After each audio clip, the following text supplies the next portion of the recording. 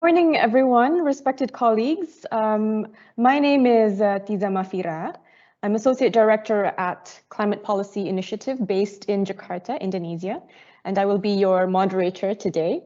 It is a pleasure and honor to be here, and I will be introducing you to our excellent lineup of speakers in just a minute. But first, allow me to first lay out the context of our discussion today, which is the topic of how fiscal policy can be an enabler for scaling up private investment in support of a green recovery. So, I'm sure that as a global community, we've started talking about the need for a green economic recovery very early on as the pandemic was unfolding, and it was clear that the global economy was heading into recession, and that governments around the world were needing to spend fiscal stimulus to cushion the impact. And there was a lot of fiscal stimulus. By the end of 2020, about 150 billion US dollars was spent globally on a fiscal stimulus. So last year, we would have expected that the fiscal stimulus would have focused on emergency rescues, so rescue efforts, as opposed to recovery. These are, fiscal packages aimed at saving lives, saving livelihoods, providing social benefits and assistance. But as we move now into 2021, actually we're already nearing the end of 2021, it's now time to focus on recovery and rebuilding for the medium to the long term. And what we would all like to see is that every penny that gets invested into an economic recovery gets spent on a green and climate resilient economic recovery. But the realities now are a little concerning. So I'll point to three, studies that have been done.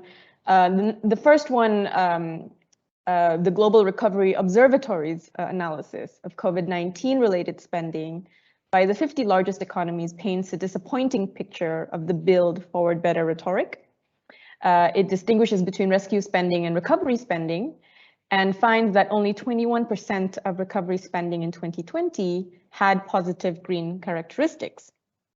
Another study conducted by Climate Policy Initiative and Vivid Economics conducted an assessment of Asian countries, 5 Asian countries, which was Indonesia, India, Singapore, Philippines, and South Korea.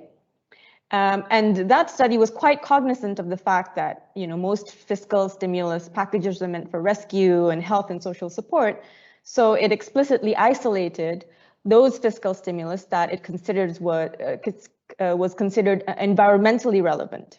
Now, by the end of last year, only South Korea and India had a significant dedicated portion of green stimulus out of the total environmentally relevant stimulus. But so it was South Korea had 53% green and India had 31% green. But even then, both countries still had almost 50% of stimulus going towards supporting dirty fossil fuel-based sectors. In Indonesia, the picture is a little bit worse. The stimulus package only had 4% green out of the environmentally relevant stimulus, and an overwhelming 96% flowed to dirty industries, including to support coal mining and coal-based electricity.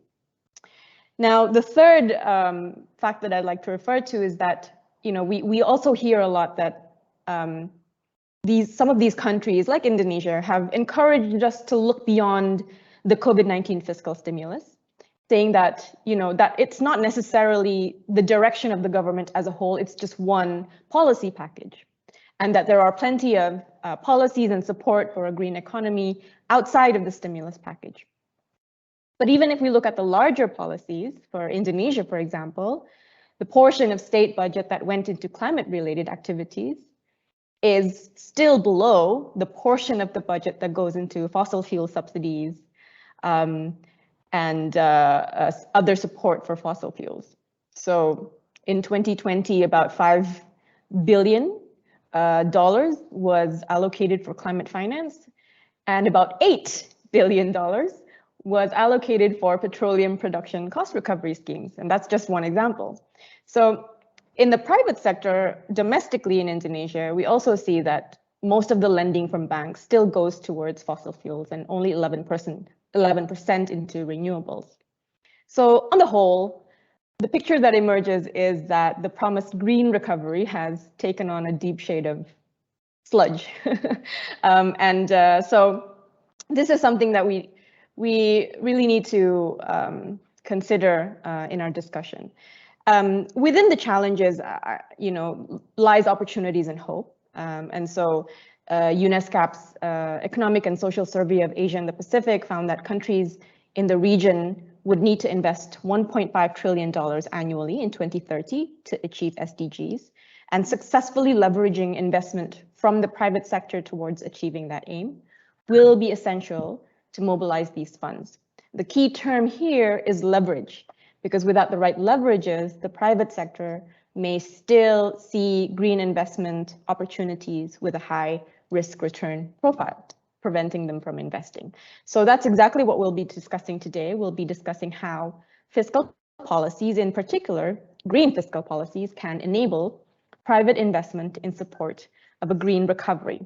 And today we have an excellent, distinguished lineup of speakers. The first speaker will be Mr. Carson Wen, who is a chairman of the Bank of Asia and member of the Executive Council of the ESCAP Sustainable Business Network. Welcome, Mr. Carson Wen.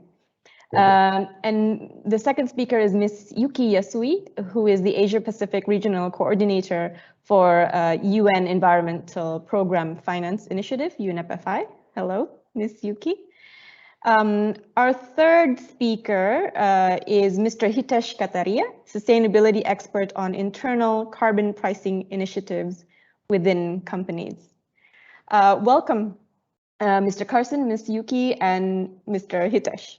I'll first like to invite Mr. Carson, and just to provide a bio, a short background on how distinguished Mr. Carson is. Mr. Carson, founder and chairman of the Bank of Asia and BOA International Financial Group Limited. He has practiced law for over 30 years and was a 3-term deputy to the National People's Congress of China. Mr. Wen is a member of the Executive Council of the Sustainable Business Network of the UNESCAP and former chairman of its task force on green business. Mr. Carson, the screen and the time is yours. Thank you. Thank you. And please do keep me in check, just in case I overspeak. I have not timed myself. In fact, I'm speaking impromptu, so I hope that once I pass my time, allowable time, please do let me know.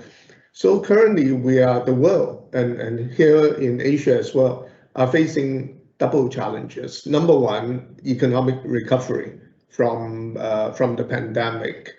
At the same time, climate change. This is about, if I'm not wrong, we only have very little time left before we really would miss what was promised in the Paris Agreement. So we are facing double challenges at the same time.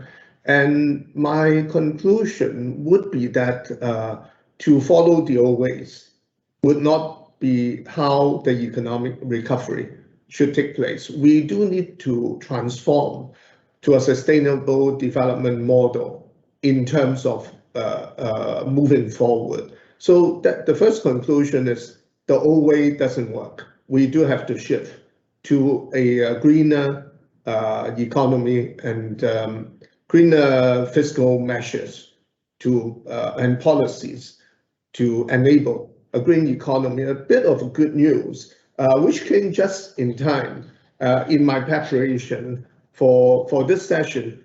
Last Sunday, on the 12th of September, at around 6 o'clock, the Chinese State Council published what they call as an opinion on establishing, on building a green economy. It basically focuses on several things. Number one, the development of financial tools based on, I'm reading, based on water rights, pollution rights, carbon emission rights, and other resources and environmental rights, meaning that they will tax or levy those that behavior that would emit carbon, pollute, or make wrong use of water. Number two, they would, or the country will establish a green stock index so that green stocks would then be ranked or be publicized as green stocks. And it will develop carbon emission rights future trading. So carbon credit future trading will be developed, and it will develop pilot areas for green finance reform and innovation, and take ecological protection compensation financing mechanism. And so what I mean, this is very government tax, but what it will do is to do a lot of pilot projects on seeing how different types of green financing, including financing from banks and financial institutions, could be steered, and also to develop the financial model of an ecological industry chain, meaning that China's policy coming out last Sunday is a very hardworking government, I must say. They published the policy at 6:51 p.m. on a Sunday, and must have worked over the weekend or worked a long time together. But it's a very good policy. It would encourage banking and financial institutions to provide green credit services that meets the characteristics of green project financing. So banks are now steered towards making green credits in order to fit into the financial model of green project financing. It would encourage qualified non-financial enterprises and institutions to issue green bonds, and encourage insurance institutions to develop innovative green insurance products to participate in ecological protection compensation, meaning that insurance products will be developed to cover the damages caused by unecological behavior. So there is some good news that at least a major economy is now working very hard over weekends to make green financing a very center of government policy.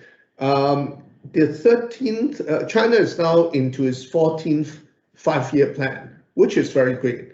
But the 13th five-year plan already made turning the economy into a green economy one of its main objectives. So this is not starting today. It started with the last plan, and in fact, earlier than that. So I think on the whole, China is moving into a very green economy, particularly given the, for example, transportation. Green cars are now really becoming very much a part of what drivers are moving to.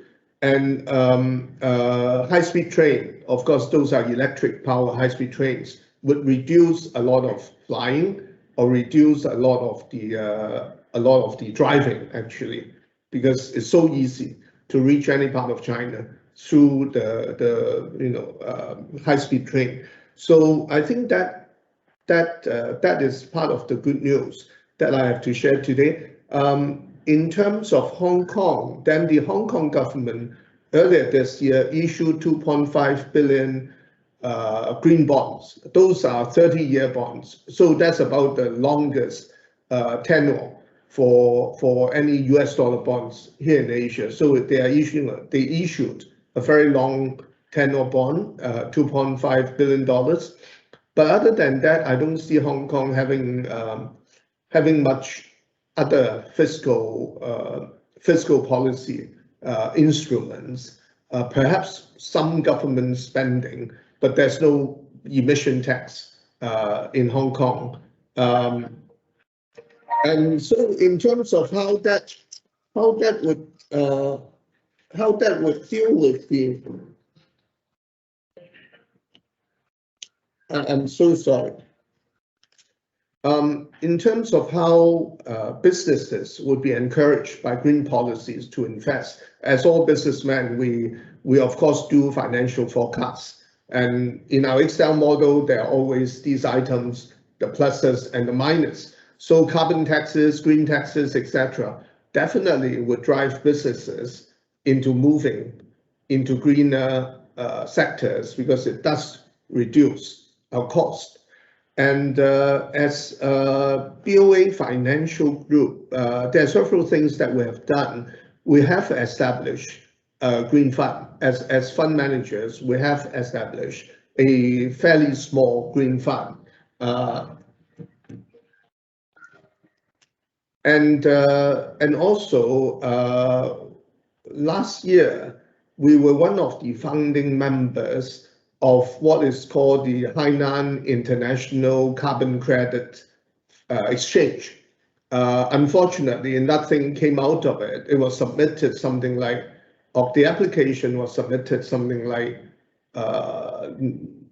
October last year, and we have not heard further. I suppose we'll hear very soon because now the State Council say that there will be carbon credit trading is under encouragement. So I presume the carbon credit exchange that we were part of the setting up of will hear from government because now it's official policy, and then we'll be helping to make that happen.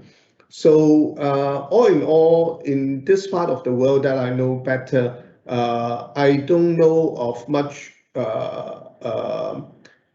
fossil fuel subsidy and things of that sort. If anything, I'm sure the government will punish the use of fossil fuels.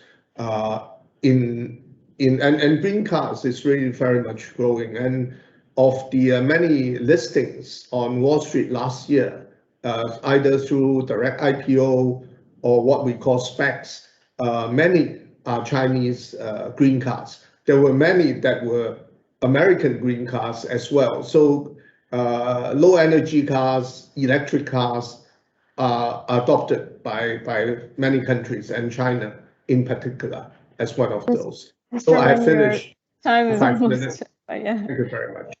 Thank you, Mr. Wen. Very interesting to hear about the updates of the green fiscal policy initiatives in China.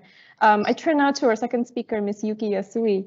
Mrs. Yuki Yasui is the coordination manager for the Asia Pacific region at the UNFI, UN Environment Program Finance Initiative, and represents UNEP at the International Integrated Reporting Council's Working Group, and formally participated in the development of the Global Reporting Initiative's G4 via its working group. So Ms. Yuki Yasui, please, the screen is yours. I usually say the floor is yours, but we don't have a floor now. So the screen is yours. I'm sorry, just before you begin, I'd like to remind the audience that everyone's free to submit questions via the chat box. So while we're listening to our distinguished speakers today, if you have any questions that pop up in your head, feel free to immediately write them in the chat box. We'll have a look at them and select a few for the roundtable discussion. Thank you. Please, Ms. Yuki. Okay, thank you, Teaser, and good morning to everyone. Very happy to be invited to talk here. Let me just share my screen. I do have a few slides, so I'll just make it into screen mode. Hopefully you can see it. Okay, so as introduced by Teaser, I'm Yuki, and I'm based in Bangkok at the United Nations Environment Program, specifically the Finance Initiative, which is a public-private partnership. It's a partnership between the United Nations and over 400 financial institutions around the world. We are currently, and today I want to talk specifically about the 3 initiatives that we are working on around net zero. So we are the co-secretariat to the Net Zero Asset Owner Alliance, together with the Principles for Responsible Investment, and also we are the secretariat to the Net Zero Banking Alliance and the Net Zero Insurance Alliance. These are part of Mark Carney's COP26 Private Finance Hub, and it's a alliance called the Glasgow Finance Alliance for Net Zero. So while the pandemic has had an enormous impact to the economy, the financial sector has actually moved quite a lot in terms of their net zero climate action. So I want to explain a little bit about what they look like. So the Net Zero Asset Owner Alliance was launched September last year, which currently has 46 investors around the world. The Net Zero Banking Alliance currently has 50 banks around the world, and it was launched in April this year. The Net Zero Insurance Alliance was launched in July this year, and so it's the newest, and we currently have 8 insurers around the world. All of them are part of the Race to Zero initiative that is the high-level champions of COP26. In addition, there is a Net Zero Asset Managers Initiative, which is managed outside of the United Nations. So just to give you an example of what these alliances look like, as explained, so just give an example of the Net Zero Banking Alliance. It was launched in April, and it's currently 55 banks from 28 countries, representing about a quarter of the global banking assets. So they represent about $37 trillion worth of assets. And although it has been created for the COP26, it will run and continue its activities beyond COP26 to realize the net zero ambition by 2050. So what exactly they commit to is that they commit to the transition, their, not only their operations, but their portfolios. So their lending and investment portfolio to align with the pathway to net zero by 2050 or sooner, meaning that the scenario that they are using will be based on the 1.5 degree warming. And although 2050 sounds quite far away, and it is, they are committed to setting targets for 2030 as well as 2050. And for these, they have to set targets by sector level as well for the priority sectors that we have identified. And at the moment, the priority sectors are 6 sectors. And within the 18 months of signing, they need to publicly disclose the targets that they have set. And within 36 months to set targets to substantially, to the most part of their portfolio. So it is quite a big commitment, and the other net zero alliances, the finance alliances, are more or less around the same level of commitment that you see here for the banking. So what I wanted to introduce today is the asks from the finance sector, especially those that are committed to net zero. So in July this year, the UNEP Finance Initiative, together with our partners, launched the discussion paper on governmental carbon pricing through the members of the Net Zero Asset Owner Alliance. So this is the view of what committed investors are looking for from governments. So what they are looking for is that all countries and regions should set clear, legally binding net zero targets, and that it should be supported by a detailed implementation plan outlining the interaction between carbon pricing and other policy measures, and that it should have detailed timelines and interim targets and milestones. So the priority should be on the near-term emission reductions that are more feasible, such as power, transport, and industry, and the uptake of renewables, technical standards, and fossil fuel phase-outs. This is to avoid higher carbon prices in later decades. So what they are asking for is front load the emission reductions to avoid over-reliance on the CSS, the carbon removal and capture and storage technologies that are still the technologies are still quite far away from commercialization at this stage. So they are looking for more firmer action at the beginning rather than an unorderly transition where we panic towards the end or past our carbon budget. So they want more clarity and more commitment right now rather than a panicked situation later on.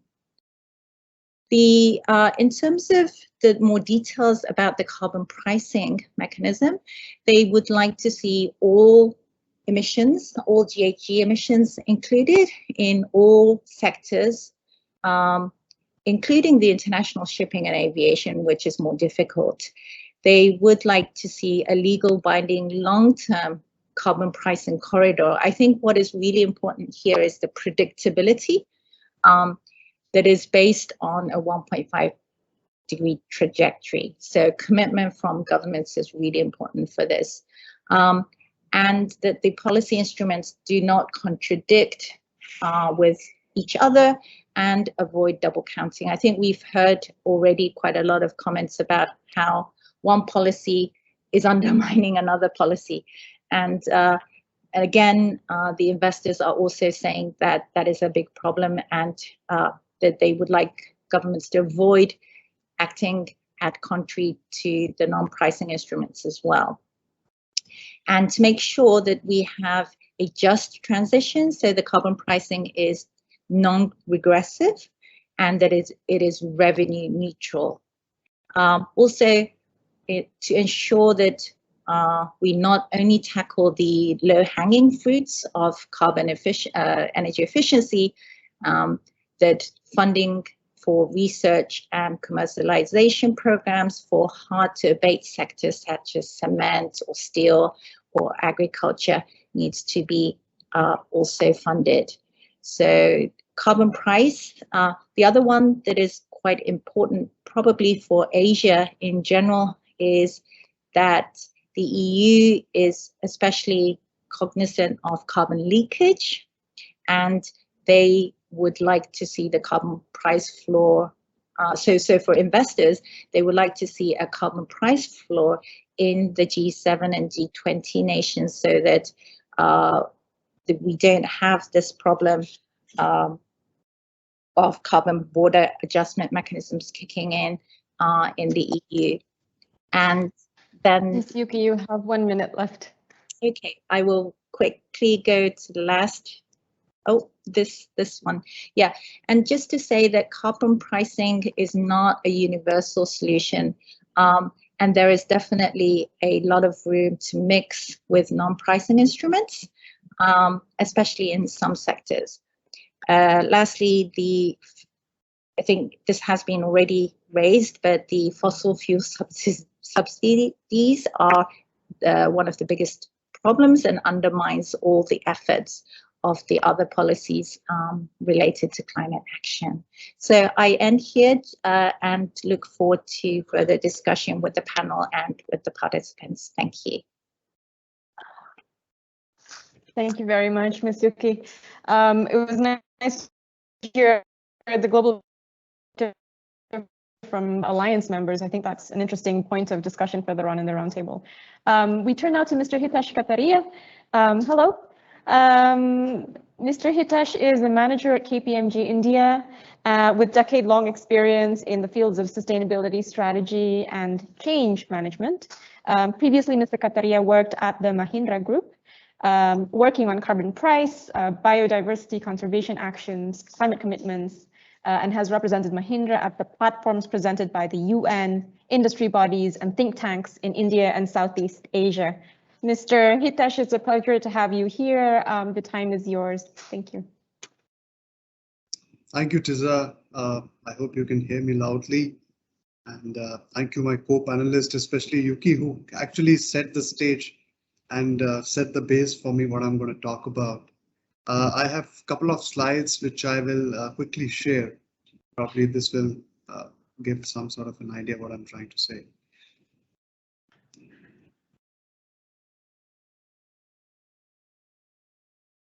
Is the screen visible for everybody? Not yet. Now it is. Now we can see it. Now you can see it. Great. Okay, so what I'm talking about is a case for an internal carbon price, and we have heard about carbon price as an approach. Of course, we are looking at what the governments can do under the fiscal policy and various mitigation instruments which are available for them. But at an organization level, I think it's a very interesting perspective how each organization in the world has a role to play by using a tool of carbon pricing. And why I'm talking about it, because the recognized approach is to reduce emissions, right? I mean, so that is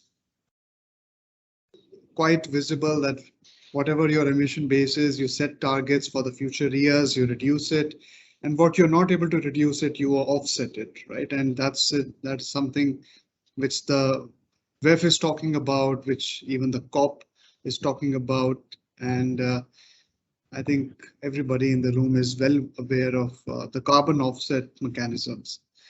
Now, for this to happen, as we know, we have to deal with the emission trajectory. So as the emissions in the world are rising, we have these options available to first reduce what we can reduce, and then let's say offset it through renewable energy. As we decarbonize the power sector, we will be able to do that substantially. And the rest, as I said, is the offset approach. Now in Mahindra also, the approach has been similar over the years. Mahindra has used an internal carbon price of $10 per ton of emissions. And that price has actually given an organization since 2016 somewhere around $5 to $6 million every year to spend that money in projects for energy efficiency, for renewable energy, and even let's say for deal with the scope 3 emissions. And I'll talk about that in the next slide. But what basically I'm trying to say is you use an internal carbon price, you can of course increase an internal carbon price over the period of time to best align with your goal. And that goal, we all know, for the organizations as well as for the world, is becoming net zero. For Mahindra, it is becoming net zero by 2040. And that is what the company had set for itself. These are some of the actions which I was talking about under energy efficiency, renewable energy, and even alternate strategies to deal with the scope 3 emissions. Now, Mahindra has set a target under Science-Based Targets Initiative is to reduce scope 1 and 2 by 47%, equivalent to the product unit by 2033, and to reduce scope 3 GHG emissions by 30%. This is before the company becomes net zero by 2040. Under energy efficiency, of course, it will have to spend that money, and it is using that internal carbon price to make its buildings more efficient, to have efficient air conditioning systems, to lower the emission technology, improving energy efficiency and energy productivity. For renewable energy, the company is doing contracts. As of today, it stands somewhere around 10-12% of the total energy consumption, the renewable energy bracket, and it is likely to go up to 50% in the next 3-4 years because the kind of contracts the company has been able to do for renewable energy. For alternate strategies, of course, it's about material weight reduction, working with your logistics, working with the supply chain. So some elements of an internal carbon price can be spent on that as well.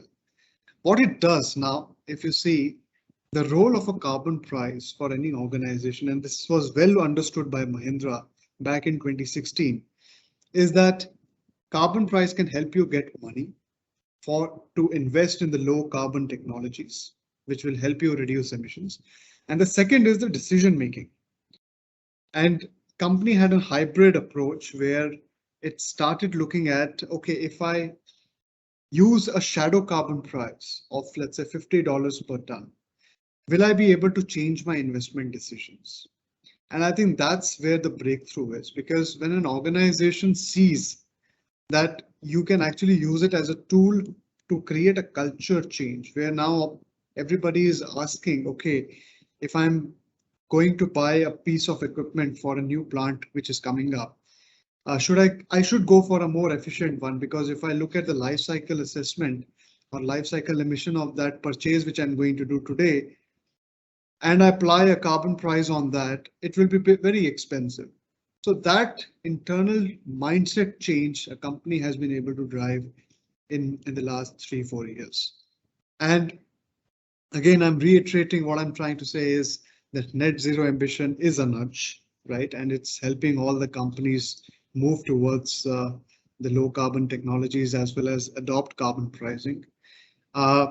Then there are concerns about loss of competitiveness, and CPLC Carbon Pricing Leadership Report has proven it, that it's not the case. Carbon price does not make an impact on an organization that it loses its competitiveness, because I mean, not so much of data is available also, where one can say that an organization has lost competitiveness. And we have seen in the cases of countries where carbon taxes have been applied, even at the country level, we have not seen that countries losing its, let's say, competitiveness at the global trade positions. In fact, if you look at the new carbon border adjustment mechanism, which is coming up in the Europe, well, we do have a worry at this stage that India, China, Indonesia, and many of the manufacturing hubs may lose its global share. But I think over the period of time, what it will do, it will make us more competitive. It will help us adopt more innovation in technology, and that's what it's going to do. And companies, we have seen that companies must make a beginning. There are always dilemmas. There are always questions that, okay, why this carbon price, and why, I mean, my country doesn't have a carbon price, so why should I have an internal carbon price? So I think it's important to start a beginning. I mean, start making beginnings. I mean, we have learned a great deal about it since we launched it in 2016. And last point, which I want to say before I end my talk here, is that price is important, and so is the intent, because we have seen, and it does happen with the organization, we get into the right price trap. That what is the right price, right? I mean, if it's not $100 per ton, it's not going to make a difference. I mean, at Mahindra, we have been able to use a $10 ton per carbon also to create an impact, right? Of course, the emission base is much lower, but at the same time, I think it's about the intent. It's how you want to use it. You want to make a culture change. You want to invest that money into low carbon technologies. So I think intent is equally important as the right price. So I'll end my discussion here. Thank you. Wonderful. Thank you so much, Mr. Hitesh. That's a really interesting insight into the company culture that actively encourages and pushes for an internal carbon pricing. We can speak more about that. I'm just checking with the committee to see if any of the audiences have posted any questions. If you haven't, and if you do have questions, go ahead and post them in the chat box. We're now moving to our roundtable discussion. We have about 60 minutes to have this roundtable discussion, and I think it should just be flowing. And if the speakers want to ask things to each other as well, please feel free to do so. I'll start with maybe some just basic questions that I found were interesting from the first round of presentations. Mr. Wen, that was a really impressive list of initiatives that the Chinese government is now spearheading. And you mentioned that this is the 14th fifth-year plan. It's a common conception that if we want to be effective, we really have to think long term. And you pointed out these were in the works for the past decade. Was there anything, in your opinion, that was a foundational change in the 13th five-year plan, that provided the foundation for all these innovative initiatives that are now being discussed and cropping up? I do not have the 13th five-year plan in front of me, so I can't go to the specific provisions and all that, but it does specifically mentioned building a green economy as an objective, a pillar objective of the 13th five-year plan. I was in the Chinese Parliament for 15 years representing Hong Kong, and that it goes as far back as 1998, and even at that time, China has been putting environmental protection as one of the highest priorities. So it's not something new, not something that happened over the past 10 years, but something that has been in as a policy objective for as long as I remember being, and even before my 3 terms in the National People's Congress, I spent a term in the Guangdong Provincial Parliament, and even at that time, I'm talking about 1992, 93. Environmental protection has been something that is kind of on the policy agenda, and given, I think it's good that the government has put this as something important as it industrializes or as it continues to move, and the emergence of for example, the green car industry, which is quite a substantial move. From personal experience, I was as a businessman trying to do green cars as far back as 2007. In the end, it did not happen. What I was doing at that time was, because there was no national infrastructure of electric battery recharging stations. So at that time, I tried to tackle the issue by building really utility vehicles like ambulances, police cars, and whatever, postal cars, etc., that would go out and do an assignment and come back. So there's no need for cars to be driven a long distance. They are just used for assignments, come back and get recharged. But since then, I mean, the project never got anywhere. But over that time, now this social infrastructure of recharging electric cars is very, very, very complete, very adequate. And so you can't really have a lot of green cars unless you have a national grid of recharging cars. And I think in China that is there, which is why there are so many people that are going to green cars. And the use of the high-speed train, the building of the high-speed train, again reduce the use of, there's less flying and less driving by using railways that are very low emission, and really across the country. That also helped reduce the carbon emission. So I think China is doing the right thing in terms of the infrastructure and in terms of policy priorities, and in terms of the green bonds that the Sunday, you can Google to find it's a very short document, hardly 1-2 paragraphs. But with Chinese policy documents, every sentence is per se a policy. And you can find it. It's a very short document, but it does talk about all the many things that government wants to do, including encouraging people to develop green insurance products, which is quite important. That if you pollute, people sue you, you have insurance products to cover you, but buy insurance products to cover your bad pollution acts, etc., etc. That's very interesting. It just goes to show that, the public finance commitments, when shown as into big ambitious projects like infrastructure projects, it really helps to show the private sector that they mean business, that developing all these infrastructures enables all kinds of other private sector businesses to thrive as well. And I think that's a really key lesson from China.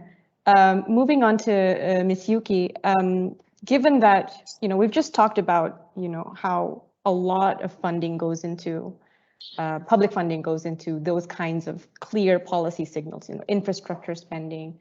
And one of the recommendations from the alliance that you mentioned was that carbon pricing as well as fossil fuel subsidy phase out. But I've also heard voices saying, well, that sounds like everything depends on the public sector then. That sounds like the private sector isn't going to move until all this infrastructure is being built, until all the subsidies are phased out. In your opinion, is that true? Is it true that it really heavily relies on the public sector? And is there anything that the private sector can actually initiate in the meantime? Yeah, yeah, thanks. Just to add on what Mr. Carson was saying, the green bond, green catalog of China was one of the first, I think it's the world's first taxonomy on green financing. And I think it was first launched in 2015, and there's been iterations of the new version. And that doesn't really require any public spending. That is just to define is a green project, and for later they have requested the investors to report on what projects they have done that falls under the green bond catalog. So that has been very effective in pushing for investment without spending any public finance per se. Mm-hmm. It is to define what is a green project and ask investors to report back on what they have done in line with that. I think there is a lot of things that government can do without using their own money. And phasing out of the fossil fuel subsidy is definitely one way to save money. And to set carbon price, and carbon pricing is, of course, going to be affecting how the fiscal budget is used, but it affects more for the business sector and the finance sector directly. So these are not, I think it's a very important instrument for the market, because unfortunately we are currently, the current market does not include the price of carbon in the way it should, that it takes in account that it's a scarce resource. And the only, carbon price that we have been including today is the added human efforts that went into extracting oil, coal from the earth, and that the actual cost for society has been ignored to date. And I think what we are trying to see now is that the governments are trying to claw back on that. And unfortunately, we are doing it so late that we do need significant price to be included in this.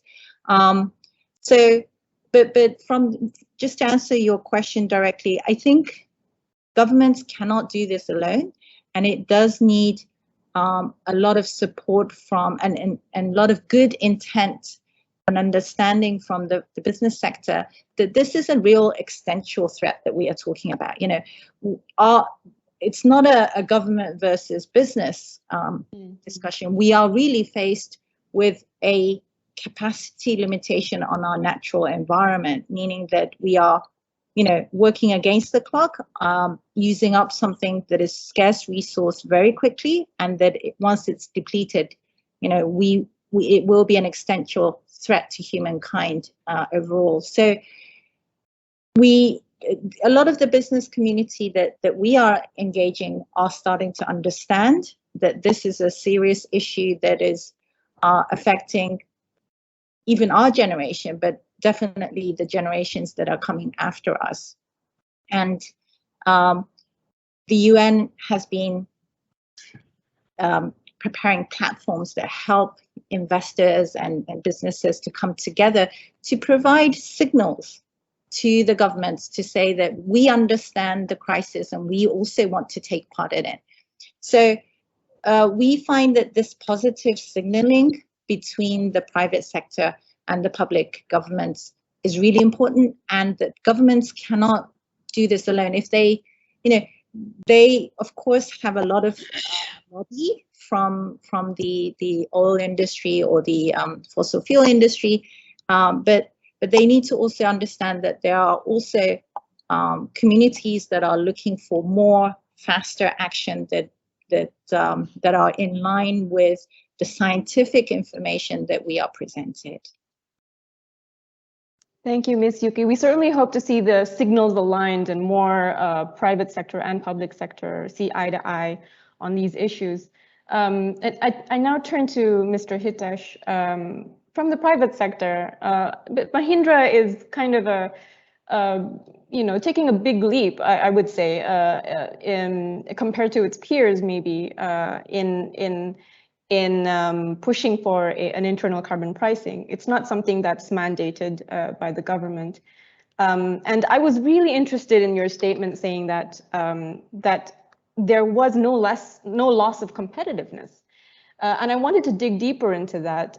Why do you think that despite the higher cost of a carbon pricing, there was no loss of a competitiveness? And in fact, you were saying that there might be more of a competitiveness in the future because of this move. Is that something unique to Mahindra, being the giant that it is, or what's hampering other kinds of industry players from taking the same leap? Sure. No, I think thank you for raising that. It's a very important point that the competitiveness concerns we must address, because otherwise the businesses, even at the country level, we will always hesitate about such policy tools. And the response is that, in Mahindra's experience, what we have seen is when you are actually using a price, it means that you're using a price to reduce your emissions. Reduction of emissions also means reduction of cost of operations. And I give you an example. Let's say in Mahindra, of course, as you make manufacturing more energy efficient, it means your power consumption is going down. You don't need, let's say, so much of power which you used before, because your operations are becoming more efficient now. That means that the unit of production is also going down. The cost of production is also going down. You don't have to spend so much of energy, or let's say you will use a carbon price to invest in renewable energy. In previous scenario, you were getting energy from the government, from the power sector, from let's say the grid, which is running north and south direction. But now you have your own captive renewable energy. So the cost of electricity from, let's say, 10 Indian rupee unit has come down to, let's say, 3 Indian rupee unit. So that reduction is significant. And that is creating that, so companies have more money to spend on other projects, right? As compared to energy. And in Mahindra, this was visible. 60 to 70% of energy reduction has happened in the last 10 years.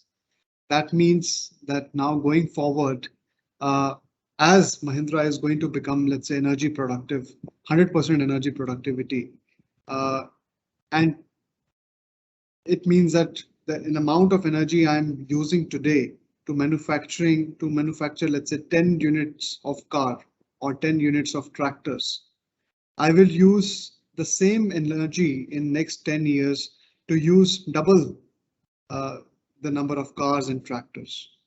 That is significant, right? So that cost saving it does, and it makes you more, let's say, competitiveness, makes you more competitive. Now, at a country level, why we have not seen that competitiveness losses happening, or countries kind of losing their position in the global trade, because these tools are not very old. We have only seen in the last 5 or 10 years what kind of results they are producing. Going forward, of course, if everybody will be more energy efficient, if all the countries who are, let's say, using carbon taxes and able to reduce emissions will be at a fair, let's say, at a parity, then yes, we will have a different results. But as of today, we don't have that kind of a data available at a large scale to say that there are competitive sort of risks for the country.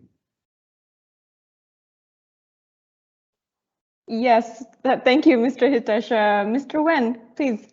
Yes, while I was chairing the task force on green business at the ESCAP, what was then called the Business Advisory Council, one of the products, one of our deliveries was best practice for green architecture. And there's only one source from which we created this very good book is from Infosys. Because Infosys from 2008 has voluntarily committed to build their campuses green. And because they have done it for so long, by the time we built the best practice guidebook, has been done over 10 years. And within the Infosys campus, there are meters that have been installed. So we have a lot of data, and we're able to do this not because Mr. Murthy is also a member of the Executive Council. In fact, he was not involved. It's because there was a member of my task force who's a guy who he's an architect within Infosys. So it's him who brought to our attention that Infosys actually has done this since 2008. And what we use as the best practice is really copying the example of Infosys. For example, that you use as many glasses as possible so that sunlight is used, you face south most of the time, so that, et cetera, et cetera. So I'm very proud that that my task force has adopted something from Infosys and now made it widely available. I mean, it's a product that the task force created, and I hope other companies in all countries will be trying to use that one.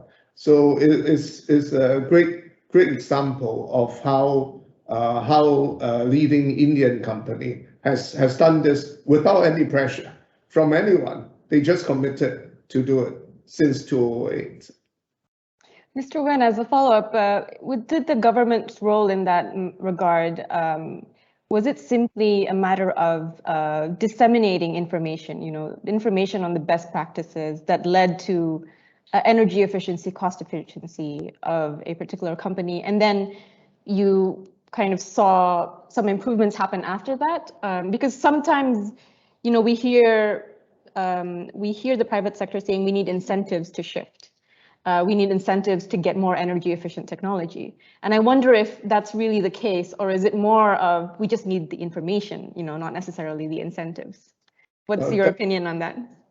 That's part of the limitations of ESCAP, and all we could do is voluntarily do something.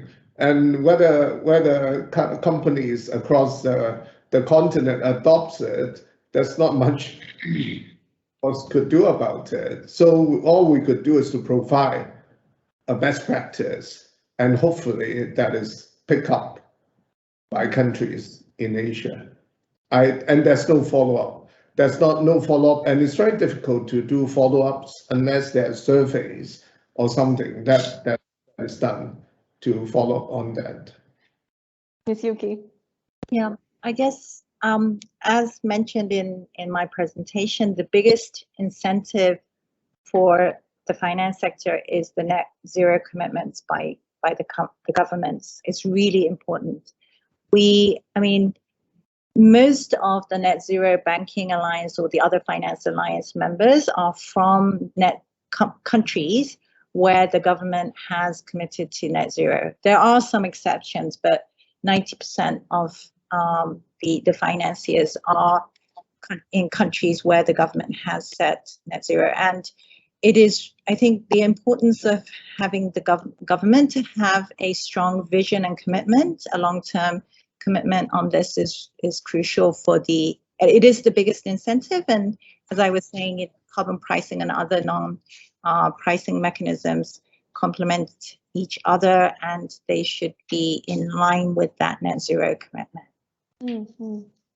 Mr. Hitesh, was there something along those lines that kickstarted Mahindra's initiative? Was there something like a policy signal from the government of India, or an incentive, or maybe something less than an incentive that you recall was the start of everything? So I think the biggest driver for all of us has been the 2015 COP21.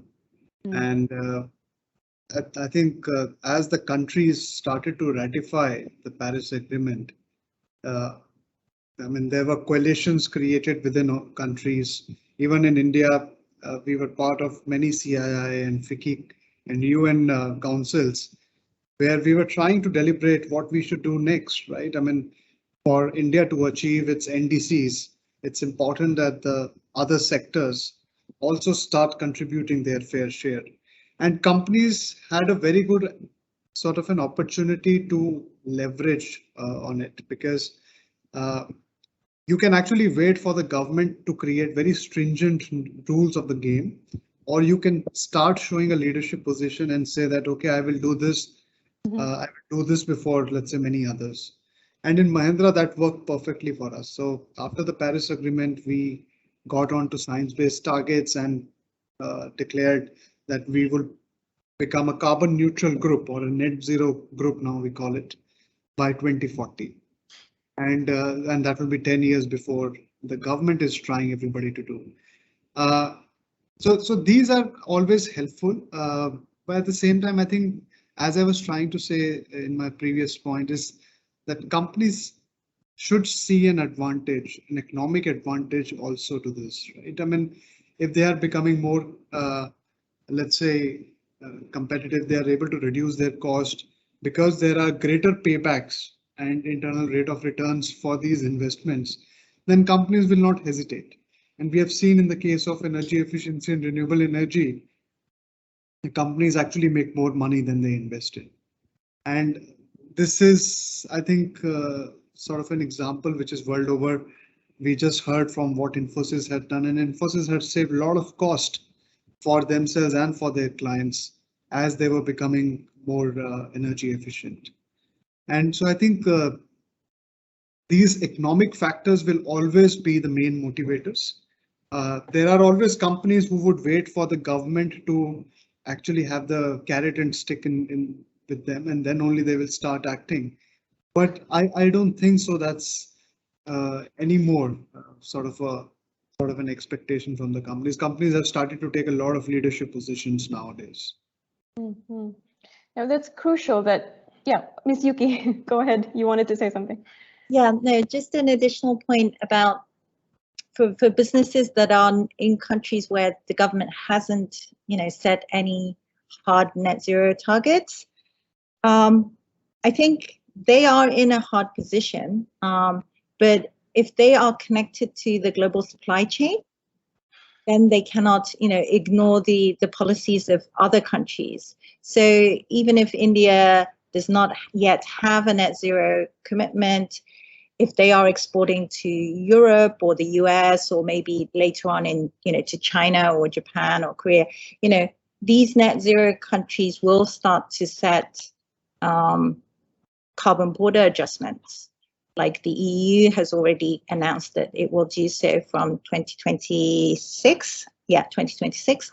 And so there will be, tariffs in a way that are taxed on imports from high carbon countries for some of these products. So I guess as Hitesh was mentioning, it is a competitiveness issue that carbon is going to start to have a price, which means that it is going to be directly linked to your competitiveness. And if you think about the science, it is inevitable that this is going to ratchet up very quickly, right up to 2030 and beyond. So I would say that even if your government does not have one, businesses need to be cognizant about the global trends and the scientific limitations. And for governments, it is really in their interest to make sure that the nation remains competitive in the global scene as well. Yeah, I think it's crucial that there is a change of mindset from understanding that this is a cost addition to an understanding that this is actually a cost efficiency. It's a cost reduction. And I know some, governments that have already carbon pricing policies in place recognize that this is a relatively cheap policy to impose a new tax is not going to cost much for the government. But a lot of governments, Indonesia, for example, are worried about the political fallouts or the cost that the companies themselves perceive they will have to bear the burden of. And I wonder from the experience in China, Mr. Wen, whether there was this kind of pushback and resistance after announcements of a carbon pricing initiative. I think I think companies understand, and that and there was in earlier days across the world in the academia, etc., a sort of concept that environmental, you can be too poor to be green, that environmental protection is against economic development. But I think the academics have now, since the last 1 or 2 decades, come around to understanding that there is really not this dichotomy, that actually if we transform to a sustainable development kind of model, that actually you can achieve environmental protection without affecting or in fact maybe increasing your economic growth, and at the same time, of course, not compromise on social inclusiveness. So it's a mindset. It's a mindset. I think in China, this mindset is there from government to industry that no, the only way to go to continue to develop at this very high rate, you have to be environmentally efficient, and which is why the building of the infrastructure, etc. I think it's all with that in mind, that in fact sustainable development can improve growth rather than the other way, rather than just be a cost. And that's why you see all these government policies coming out in that spirit. Mr. Hitesh? Yeah, I think that's a very important point because now I just give you one example from India. Between 2010 and 2018, we had a coal cess, and that was $5 per ton of coal, right? And government collected almost $120 billion out of it. Now you can say that this is very well part of a carbon tax, right? But that doesn't mean that government has spent $120 billion to, let's say, get away from coal. That hasn't happened. In fact, your own report has been saying that countries in Southeast Asia are depending more on coal, right? Now, the only way for governments to get away from coal, right, or to decarbonize the entire sector is only by influx of renewable energy. As renewable energy becomes more widely adopted, the governments and the companies and everybody in the sectors will get away from it. So having a carbon tax, I think it's okay, but if you don't have a carbon tax, that doesn't mean that it's like end of everything, because you can have other complementary policies where you don't need a carbon tax, or you actually, because with the carbon tax, government has another dilemma, which is that we don't want to discourage investment in our country. We don't want our own MSME, small medium enterprise sectors, to feel disheartened that we are imposing another tax on them. So I think we also have to look at just transition, right? I mean, we also have to make sure that the livelihoods are secured as we become energy secured. So for that, it's very important that we have the right policy instruments and not just rely on one. Ms. Yuki. I also agree very much on this, and revenue neutrality in carbon tax is really important, that this is plowed back to the economy, especially for those that are the poorest, and it should not, carbon pricing should not be a regressive tax, meaning that it affects the poor the most. So if it does, then it needs to be compensated. Otherwise, it really cannot, if it is seen as an additional tax, you cannot win the hearts of the people. And we've seen huge protests in France against fuel tax. And this is impossible for the government to sell to the people. So it has to be carbon neutral. And as long as it's carbon neutral and is plowed back. Revenue neutral. Revenue neutral. It is. But the design of this is really important. But the good news is that now we have a lot of research and examples of good practice today. So governments have no shortage of good examples to follow. As a follow-up question from that, Ms. Yuki, I was just about to ask you on revenue neutrality, and then I'll go to Mr. Wen, and then we have a question from the audience. Being revenue neutral means that the design of the carbon tax is designed or communicated as this is not for gains. This is not more taxes for the to fill up the coffers of the government, right? But there's also this push towards having whatever revenues come in from the tax being earmarked and allocated to providing incentives for renewables. So how do we balance this need, right, to have a shift of more allocations that are needed for renewables to thrive, but also maintaining that this is revenue neutral? Yeah. So going back to what Teaser you were saying at the beginning about fiscal stimulus for COVID recovery, I think the next set of stimulus really needs to have conditions or incentives that are related to climate action. So either energy efficiency measures or adopting renewable energy or other measures. And I think linking all these different designs and making sure that they are consistent is really important.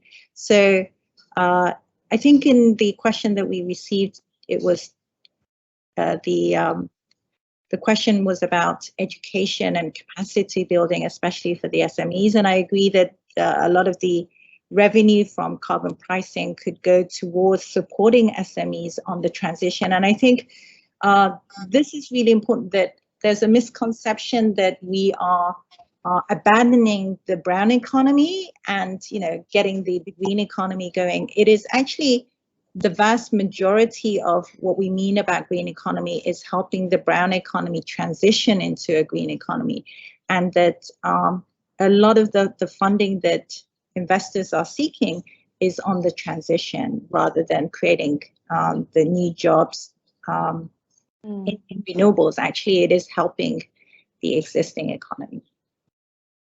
Mr. Wen?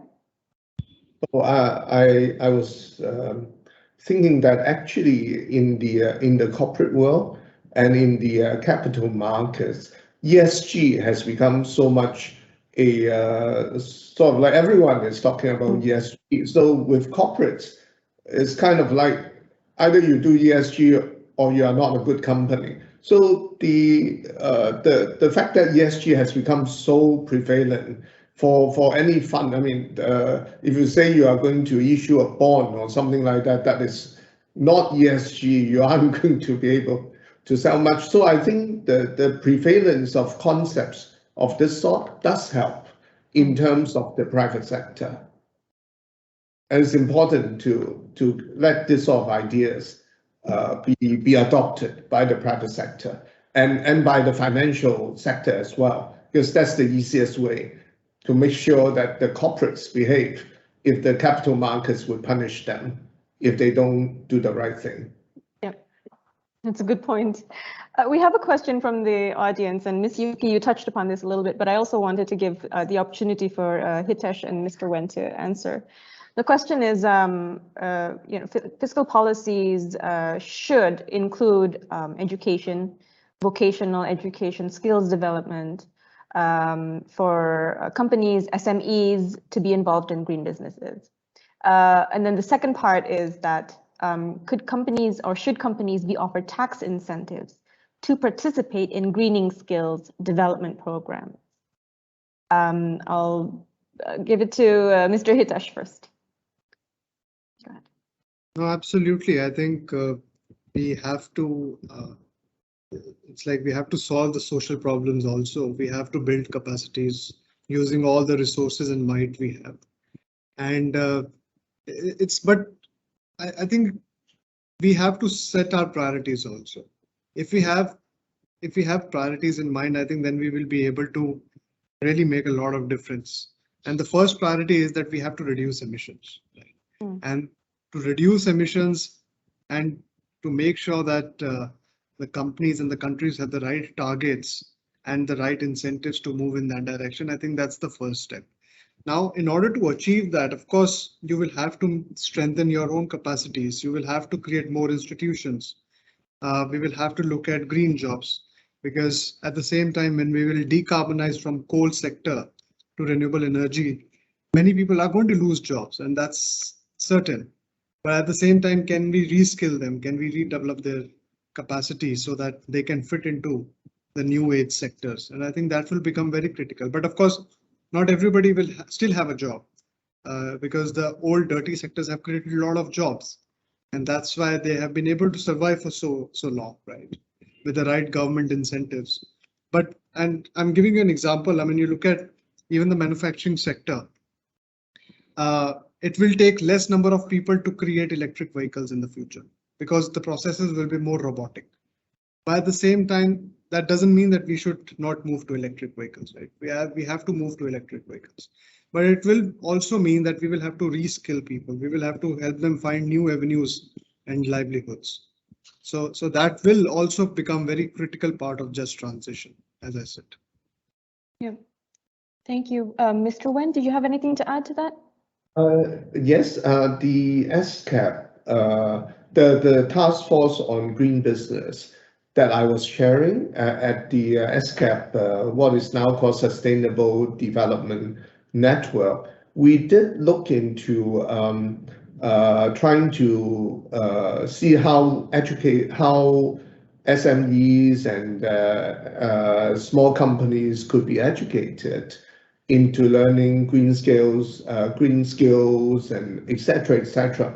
Not that we achieved much, but it was a matter that we did spend time on trying to accomplish. Yeah, just to say that actually at the ESCAP, at the task force level of the Business Advisory Council, or what is now called a sustainable business network, it was a matter that attention was paid to. I guess what we'd like to know is whether there is, because we agree that a just transition is necessary, that reskilling is necessary, but have we actually seen dedicated finance specifically for that purpose, for financing that just transition? And I'll open this to all of the speakers. Yes, I don't have an answer. Well, I think the channels will have to be the same. I mean, the way we are today, let's say financing the education sector in any part of the world, the channels cannot change. The channels will change, so we will have to continue to invest in education. But one element in that education program will be, let's say, green skilling, or it will be about the future jobs or green jobs, as we call it. So I think that's how we will have to create systematic changes. Otherwise, if we try and think about a new line of credit for this new program, we will always struggle for funds. I'll give you an example, like in any organization in India, the focus has been on education, right? So a lot of corporate social responsibility money, CSR money, goes into education sector. Now, we can fight with the people who are putting efforts and work for education, or we can tell them that, okay, going forward, the age is about digitization, the education has to, let's say, become more inclusive. It should become environmental education also. Then it is always easy. But if you tell them, no, I want to take your funds and invest in, let's say, plant more trees, they will just throw us out of the room. Yeah. Is you okay? Yeah, just to say that education is not just about the labor intensive sectors necessarily. That a lot of the professional jobs also need a lot of reskilling. And I'm part of the Institution for Chartered Accountants in England and Wales, which is the chartered accountancy profession.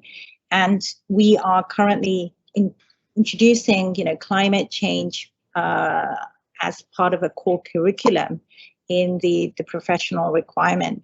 And I think increasingly all these different jobs in any sector is going to be requiring these skills. So it is partly a government job, but it's also an industry expectation as well that we need to quickly ramp up. I mean, Hitesh is from KPMG, and KPMG, has increased their advisory service on sustainability at an exponential rate in the past few years. And this sector is definitely a green job that is growing very fast globally and in Asia. Just on that note, we have a comment from the audience that buy-in from all relevant stakeholders is key and needs to be built if we want to achieve a just and affordable transition. And I think we, based on the discussions today, we've discussed the stakeholders that agree on this. Is there any opinion that we still don't have enough stakeholders on the table? We still don't have enough buy-in from stakeholders? Does anybody want to opine on that? Yeah, I guess the young generation, they really are the ones that are going to be, and we've just seen a report, I think out yesterday, that says that the vast majority of the youth generation are worried about climate change, that we are not doing enough for them, and their voice is not heard enough. We have seen staff, youth representatives, but I think it's important to get them more involved because, as Mark Carney said, we are faced with the tragedy of short-term horizons. And we, the youth generation are the only people that can really talk about the longer term, and intergeneration equity is really important. I was just checking if Mr. Wen wanted to say something, or Mr. Hitter? No, in terms of stakeholder, in China, we do have a very strong central government, and that sees green, that is completely embracing green, and therefore, I mean, is already there. No stakeholder could be as important and as impactful as the government. As I say, just 2.5 days ago, it published this policy, which is called an opinion on green financing, on everything green. Not that it's not in the 14th five-year plan or the 13th five-year plan, but to come up with a specific document at 6 o'clock on a Sunday shows how keen this very important stakeholder is on. Yes. Yeah. We have a comment here from the audience, Yasin, that governments are struggling with resource mobilization. So the country needs to view it as a rebalance, view carbon pricing as a rebalance of tax. So increasing carbon taxes and giving rebates or incentives for green measures. I would like to add a little bit to that question or comment, which is that Ms. Yuki, you mentioned that the recommendations from the Asset Owners Alliance is that carbon pricing mechanisms should cover all sectors. And some governments might find that difficult, to push or to get buy-in, popular opinion on. Is there a way to make it sound like a rebalance, given that if it was that ambitious, if it was as ambitious as all sectors at the same time, is there a way to pitch it as this is a rebalance? I'll start with Ms. Yuki and then open it up to the other speakers. Yeah, I think there are easier sectors and more difficult sectors. So definitely we should start with the lowest hanging fruit first, and there will be a lot of easy wins, very quick short-term wins that we can gain, and that would help in building the momentum that an expectation that we need to bring this up. So I guess the ultimate goal should be to cover all relevant sectors, but I guess we can start with the most lowest hanging fruit. Mm-hmm. Mr. Wen, what would be the lowest hanging fruit in your opinion? I would imagine like the transport sector and cars are huge polluters in every society, and so tackle those industries first. And the world is turning a lot into green cars anyway, some faster, some slower, but that must be the way to go. And mass transport is another way to go, so that less people use their own vehicles and therefore less emissions from private cars and all that. Yes. Mm-hmm. That must be one of the lowest hanging. Makes sense. Hitesh, anything to add?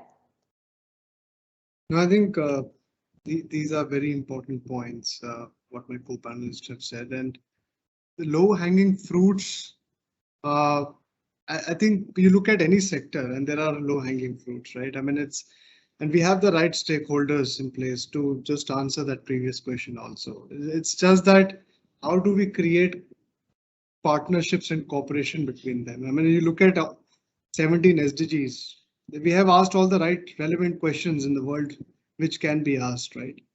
But it's just this SDG 17 is the most critical one. How do we build global partnerships and bring people together? Everybody in the room who are sitting are the right people. Is that how can we create synergies and find projects and say that, okay, let's start doing this. I think that's where the action lies. Yuki, Miss Yuki. Lowest hanging fruit is, for me, I think it's the coal energy. This is, in the UK, a small amount of carbon pricing has really reduced dramatically the proportion of coal-based energy from the UK energy sector. So I think that is definitely a quick win. That and the price of renewables has gone down enough that a small adjustment is going to be having a big effect on the balance in this. Well, we have about 12 minutes left in our discussion. I'd like to have one more round that discusses because we mentioned and we agree, I think, that it's not just one policy tool, right? The green fiscal policy tools have to be varied, and there has to be an arsenal of them, basically. But at the same time, given maybe limited resources or the need for sector prioritization, what do you feel are, the low-hanging fruit in terms of green fiscal policy measures that are most promising to attract or enable the private sector to contribute? Maybe mention 3 or 5, it's up to you, but what do you think are, should be the priority green fiscal policy measures that should be in place if not already? I'll start with Ms. Yuki. I think there's quite a lot of things that we can do on energy standards as well. So we haven't really talked about that, but green buildings, codes, green appliances, energy standards for appliances. These are non-pricing mechanisms that are, help ratchet up gradually the standards. So I think that I'll put to the table. So, pricing mechanisms and non-pricing mechanisms. So we shouldn't forget the non-pricing mechanisms too. Yeah. Mr. Wen? Yeah, just now, what Ms. Yuki was saying are very good policies, but they are not green fiscal policies. I think in terms of the tools for green fiscal policies, I have a list of those, which I copy from the report last year by CIPO, which is the Commission for Economic Development of Latin America and the Caribbean. So it's one of your colleagues in Brazil that wrote a very good paper. And the range of green fiscal policy instrument, number one would be to eliminate environmentally perverse subsidies, such as fossil fuel subsidies. Number two, providing financial support for the uptake of green technologies, like green subsidies.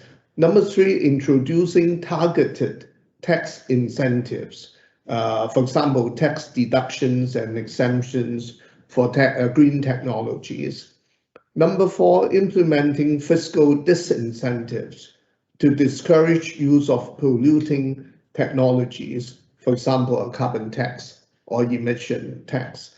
Number five, public investments in green infrastructure, such as railroads, sanitations, energy, and public support. So the government spending, public spending, is itself a very important green fiscal policy. Other than the levies and the taxes, etc., government should take the lead in the spending into the green sector. Yep. Hitesh?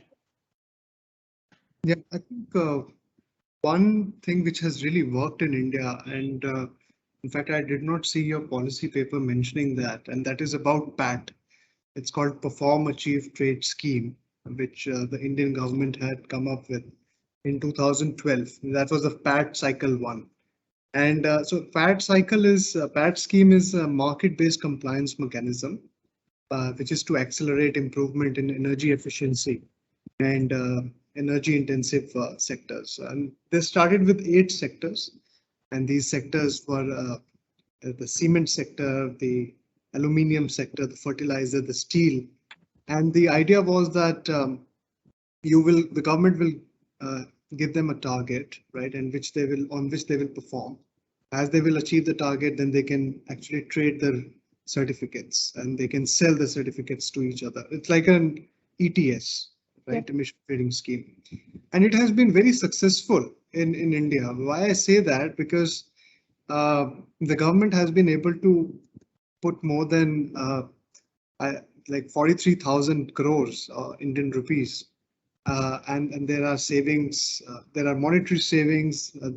They have been able to reduce 2.5% of India's GHG emissions out of that, and that created a lot of incentives for these heavy industry sectors or hard to abate sectors to become energy efficient.